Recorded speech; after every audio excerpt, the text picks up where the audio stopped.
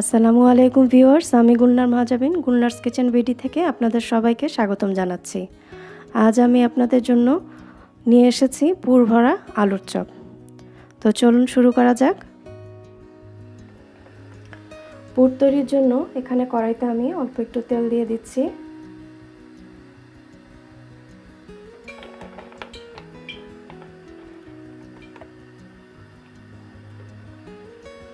এখন আমি এতে দিয়ে দিব আধা চা চামচ আদা রসুন বাটা,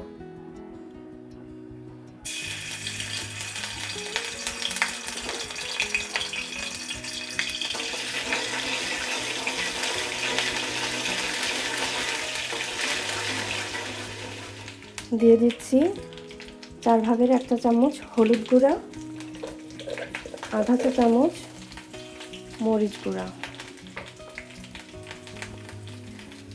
আধা চা চামচ গোলমরিচ গুঁড়া, আধা চা চামচ জিরার গুঁড়া। এতে সামান্য একটু পানি মিশিয়ে দিব।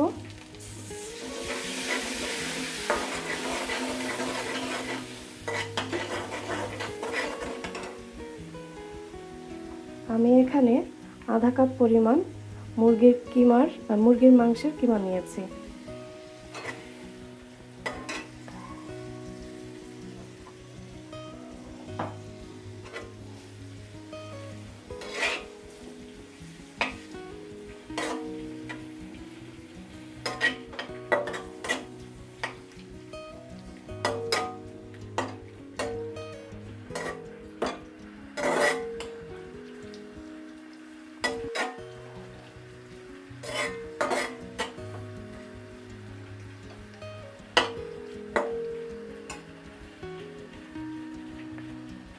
দিয়ে দিচ্ছি স্বাদ মতো লবণ,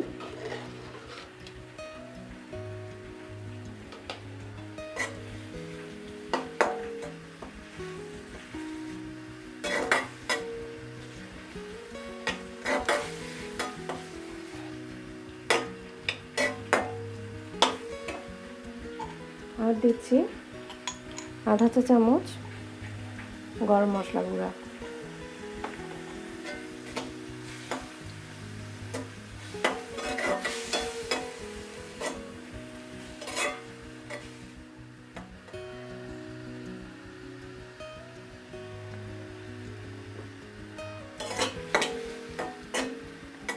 মুরগিতে একটু একটু পানি উঠে গেছে।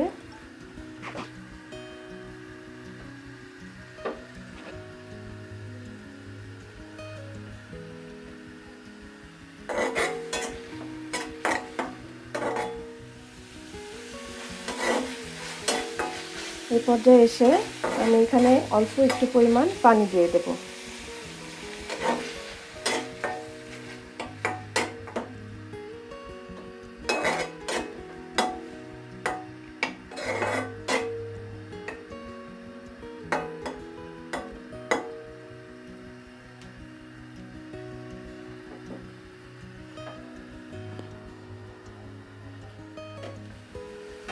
এই পর্যায়ে পানিটা যখন অনেকখানি টেনে আসবে তখন আমি এতে দিয়ে দিব আধা কাপ পরিমাণ পেঁয়াজ কুচি, বা পেঁয়াজ যেভাবে কাটেন আপনারা সেভাবে কেটে নিতে পারেন।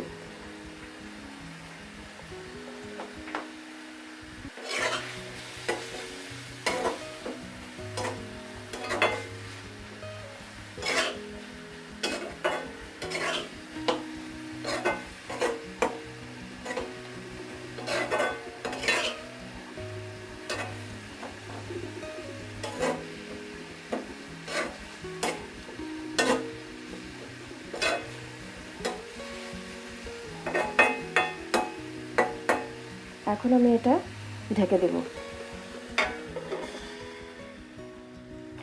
পুরটা প্রায় হয়ে গেছে। এখন আমি এখানে দিয়ে দিব 1 চা চামচ পরিমাণ ময়দা,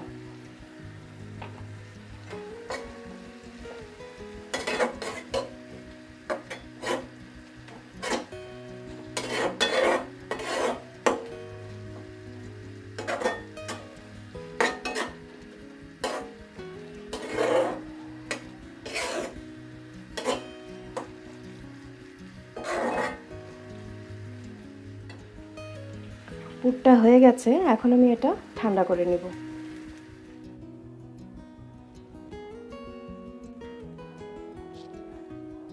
আমি এখানে আলু নিয়েছি আধা কেজি, সেটা আমি সেদ্ধ করে ছেড়ে নিয়েছি। এখন আমি এতে মশলা দিয়ে দেব।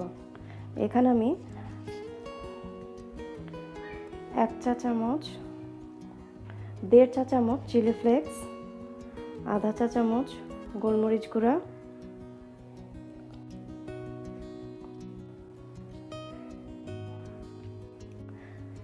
দুঃখিত, এখানে আমি আধা চা চামচ জিরা দিয়েছি। এখন আমি দিয়ে দিচ্ছি আধা চা চামচ গোলমরিচ গুঁড়া, আর দিচ্ছি পুদিনা পাতা, আর স্বাদ মতো লবণ। এখন আমি এটা মশলার সাথে মেখে নিব। এখানে আমি আলু নিয়ে নিয়েছি, এখন আমি এটার ভিতরে পুর দিয়ে দিব।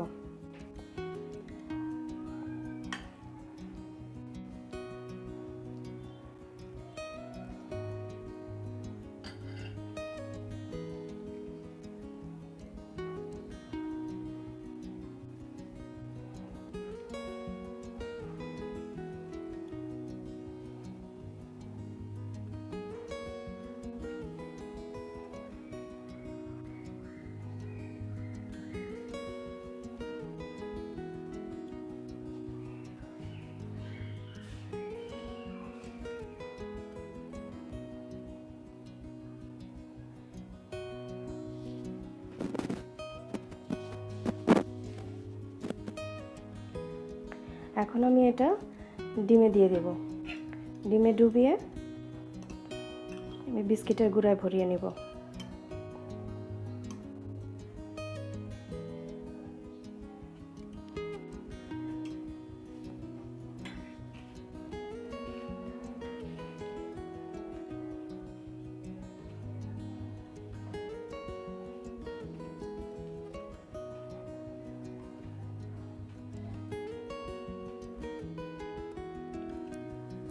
বিস্কিটের গুঁড়ায় গড়িয়ে নেওয়ার পরে এখন আমি 10 মিনিটের জন্য এটা ফ্রিজে রেখে দেব।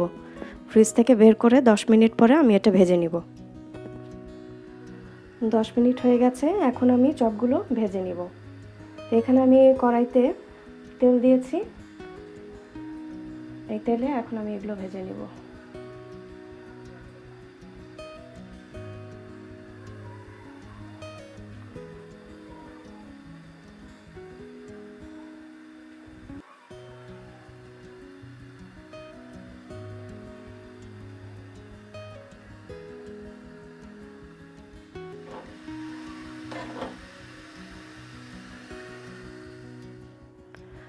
তৈরি হয়ে গেল আমার পুরভরা আলুর চপ। তো আমি এখানে মুরগির মাংসের কিমা দিয়ে করেছি, আপনারা চাইলে গরুর মাংসের কিমা বা খাসির মাংসের কিমা দিয়েও করতে পারেন। তো রেসিপিটা যদি আপনাদের ভালো লেগে থাকে, লাইক, কমেন্ট, শেয়ার এবং সাবস্ক্রাইব করবেন।